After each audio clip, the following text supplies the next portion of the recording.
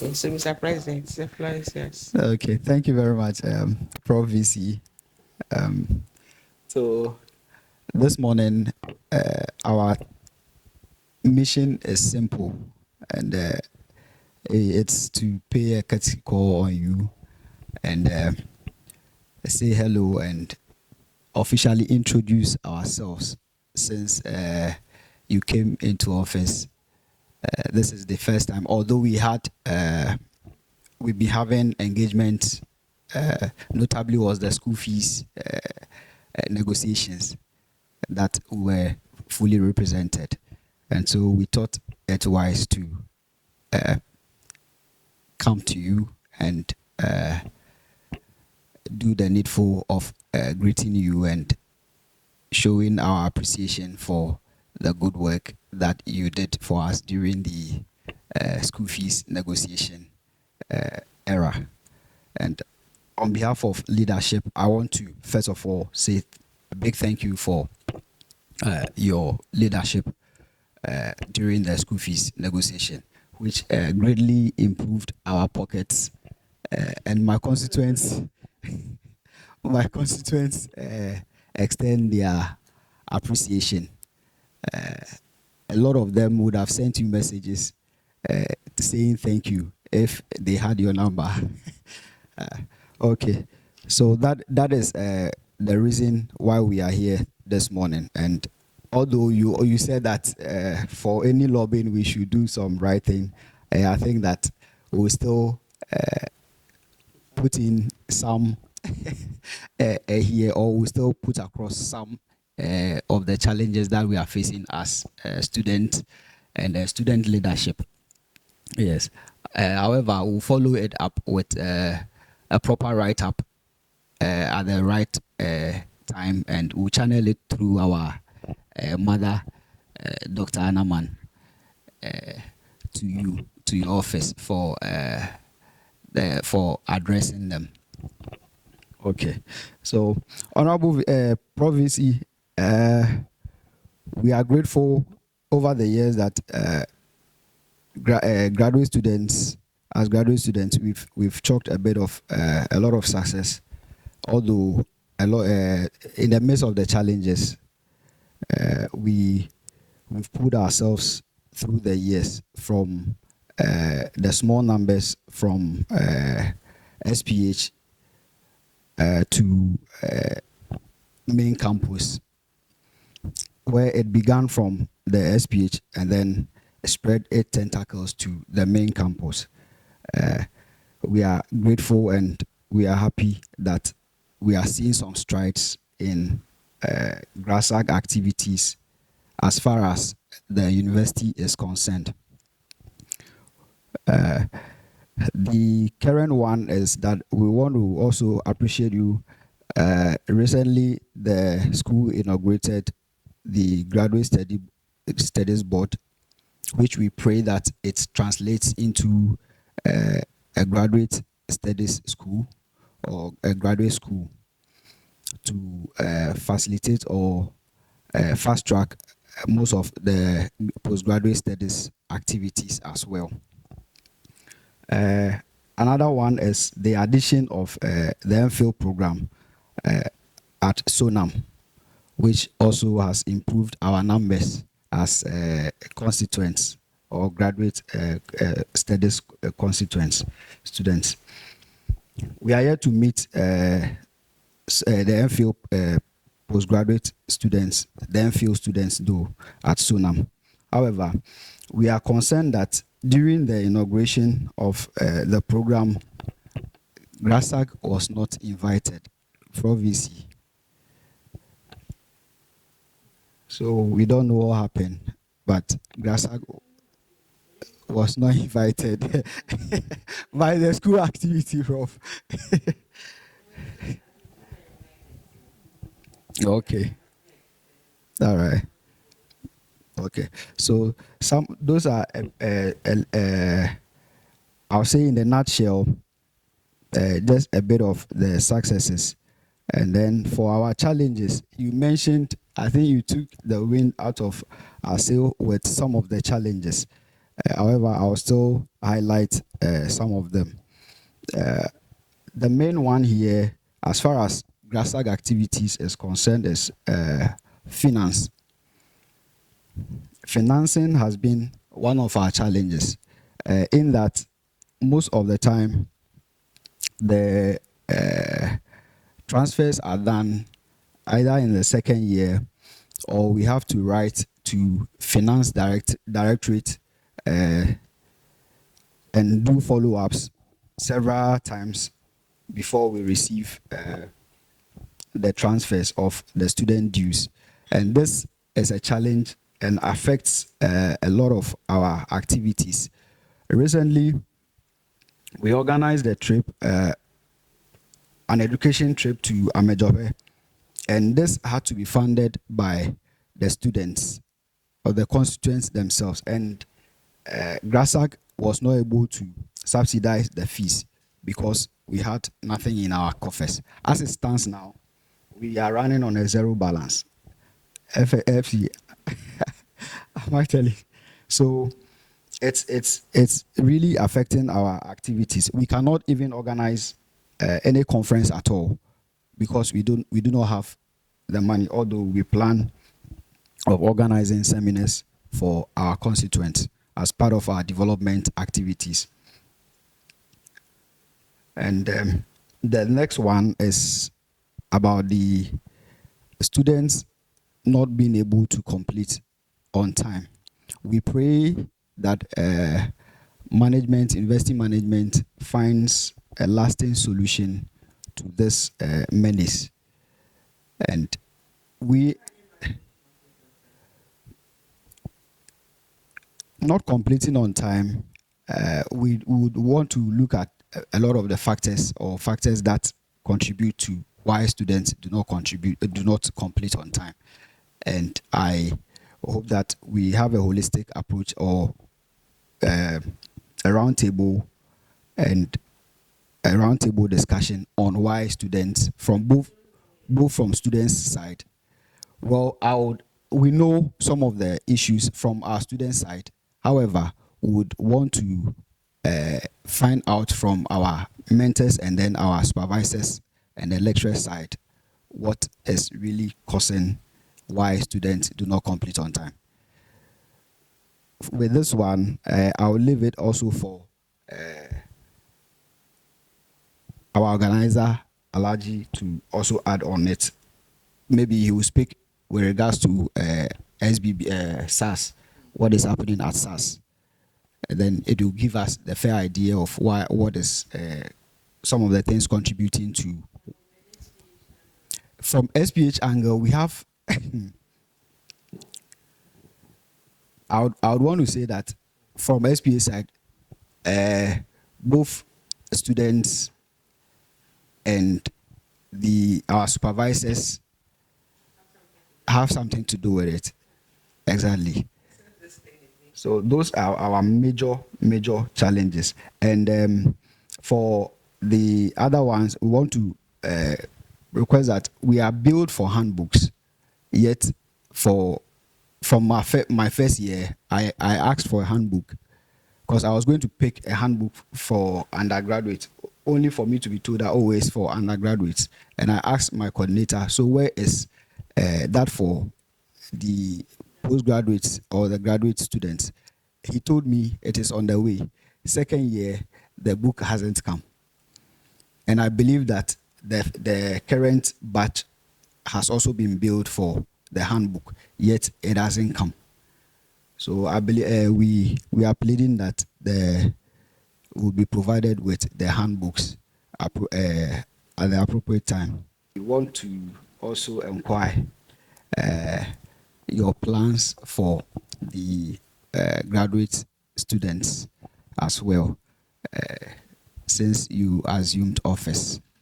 So, probably see, these are the few things that we have carried along.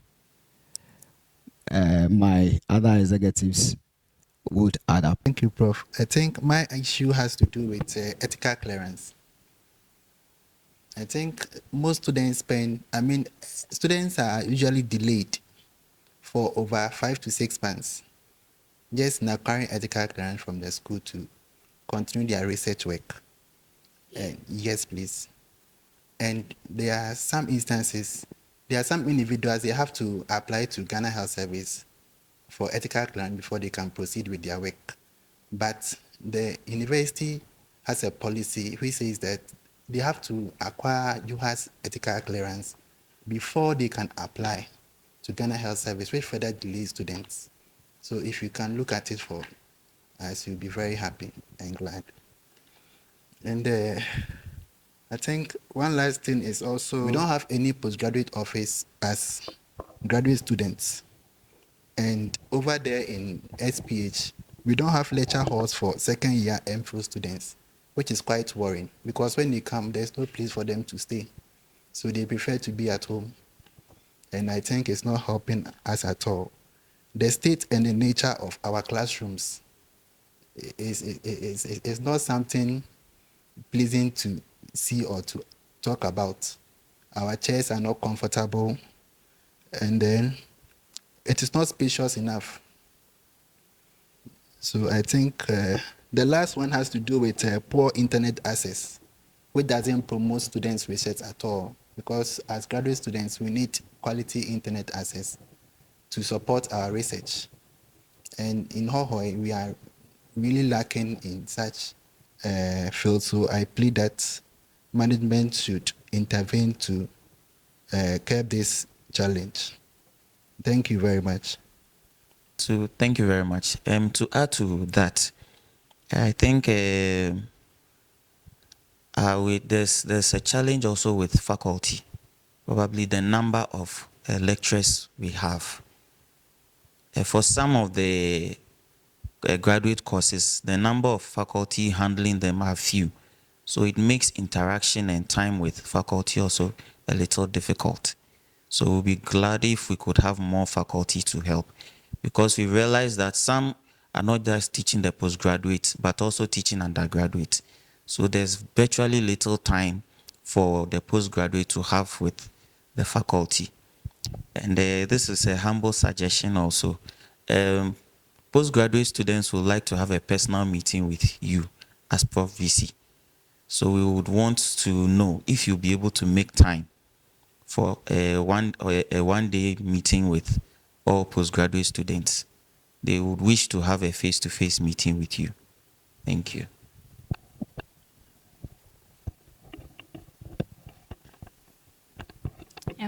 Thank you. I have a bit of challenge if I'm dropping myself as the gender commissioner. Being the only female in my cohort, I was expecting, VC, you talked about the mentorship, the mentees. When I came to school, I was expecting that me being the only female at SPH, I would actually be held up by some of the female faculty so that I will be motivated. But it looks like I have to pull my weight as the only female along with the men, and I think that's quite a challenge. So when portfolios are even given for women to show up, it's quite a challenge because the school is dominated by men. So I would like us to look into the second, no female. Thank you. And, to wrap things up, I think my colleagues have made mention of almost all of our challenges. I think primarily as an executive group, our biggest challenge is financing. But as students, our biggest challenge is to do with our grad school activities. So I am hoping that with the addition of other schools, the school wants the best for graduate school students, and as such would look at the current situation of the already existing ones, solve them so that it does not flow into the other schools that are popping up with postgraduate studies, like so now. Thank you. All right. Is that all? I believe so.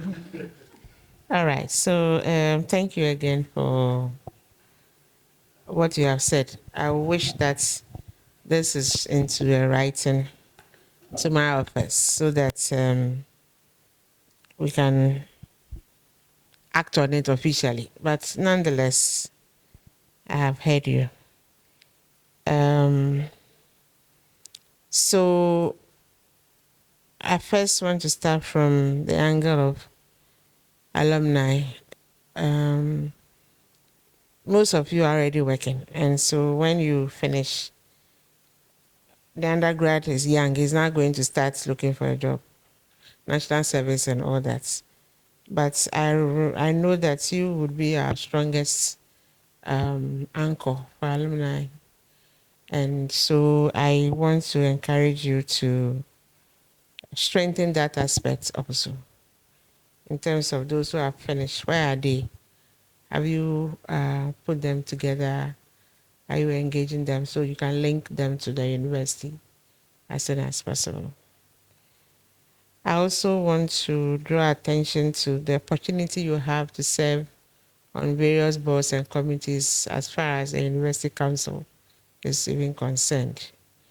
I expect that you don't just come and warm the seat, but you make meaningful contribution at meetings as much as possible. And you engage your constituents to speak their voice per the agenda item for a particular meeting. I was expecting that you would rather come with the graduate program coordinator, not the dean of students, because fortunately for this university, we have a graduate programs coordinator. So when you said you were coming, I'm surprised to see the dean of students here, because whatever has to come to me has to come through him, not dean of students. Okay, because his work or that person's portfolio hinges directly on your welfare or outcome.